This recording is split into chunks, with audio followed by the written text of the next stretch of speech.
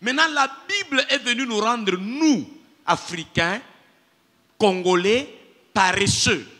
Parce que ce n'est même pas elle-même la Bible, parce que la Bible ne parle pas. Mais ce sont les gens qui expliquent notre relation avec Dieu, avec la Bible, qui nous rendent paresseux, qui mettent dans nos têtes que Dieu va faire des choses pour nous. Alors que ce que nous voulons nous vivre, nous devons manifester le courage pour que Dieu nous accompagne à travers notre courage à l'obtention de ces choses. Et il faut bien mettre ça dans la tête de l'homme noir, surtout l'Afrique noire. On ne va pas commencer à faire des rassemblements au stade pour dire Dieu, que le Congo se développe. Ce n'est pas ce que Dieu nous demande. Ce n'est pas Dieu qui va faire des routes, des caniveaux. Ce n'est pas Dieu qui va améliorer les salaires des gens. C'est le travail du gouvernement. Et le gouvernement doit se mettre ensemble pour dire Dieu, donne-nous les bons cœurs. Parce qu'au Congo, il y a tout. Tu nous as déjà bénis. Remplis-nous de courage d'aimer notre population et de faire du bien à notre population.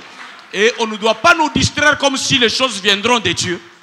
Alors que, écoutez, ce que nous cherchons généralement, nous, Congolais, auprès de Dieu, en levant les yeux, Dieu attend que nous puissions regarder la terre. Parce que la plupart des choses que nous réclamons auprès de Dieu, ça se trouve sur la terre et sous la terre. Comme richesse des sols et sous-sol. Donc les pasteurs désorientent le peuple, les politiciens désorientent le peuple et le peuple chante pour ceux qui les désorientent. Il faut que ça change. Personne ne peut m'empêcher de dire ça. C'est au nom de l'évangile que je le dis, c'est au nom de Dieu que je le dis. Ça ne veut pas dire que je fais la politique. Non.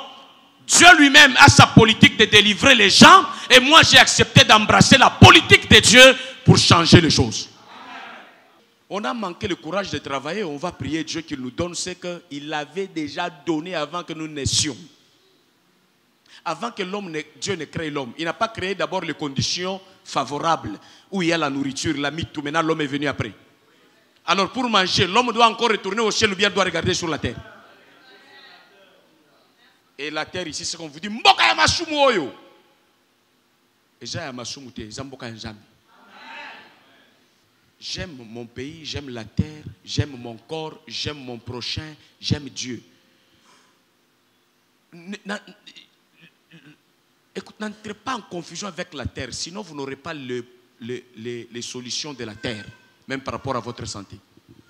Si aujourd'hui nous avons des problèmes avec la recherche scientifique, moi, je crois qu'il faut, jusqu'à ce que l'Église va changer. La recherche scientifique, là, c'est l'exploitation, explorer d'abord, avant d'exploiter, explorer ce que Dieu a caché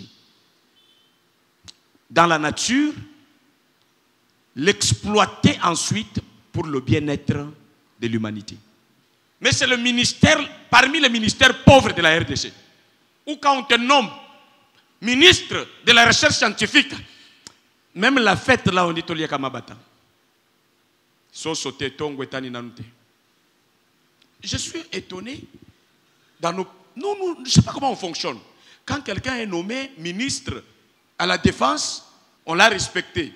Au transport, on l'a humilié. Nous sommes quel type de gens? Tout se complète. Avec la Bible, nous devons apprendre à résoudre le problème congolais. Avec Dieu, nous devons apprendre à résoudre le problème congolais. Je veux vous faire réfléchir. Hein? Non seulement vous, même les autorités qui vont écouter ça. Comment nous nous détruisons avec la Bible nous-mêmes. Il faut s'attaquer à la mauvaise explication de la Bible.